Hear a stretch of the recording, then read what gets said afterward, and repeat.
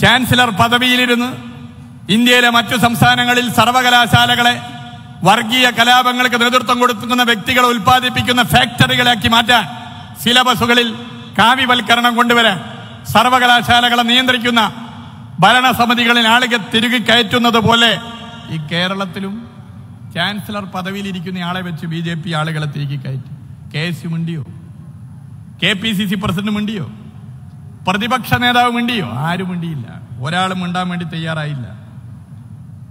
കേരളത്തിന്റെ ക്രമസമാധാനമാകെ തകർച്ചയിലാണെന്ന് പറഞ്ഞ് കേരളത്തിലെ സർക്കാരിനെ മുമ്പ് ബാലറ്റിലൂടെ ആദ്യം തെരഞ്ഞെടുക്കപ്പെട്ട കമ്മ്യൂണിസ്റ്റ് ഗവൺമെന്റിനെ കേന്ദ്ര സർക്കാർ പിരിച്ചുവിട്ടതുപോലെ ഈ ഗവൺമെന്റിനെയും പിരിച്ചുവിടുക എന്നുള്ള ലക്ഷ്യത്തിന്റെ ഭാഗമായിട്ടാണ് ഇത്തരം തെരുവിൽ കോൺഗ്രസും BJPയും ആസൂത്രണം ചെയ്ത സമരങ്ങൾ.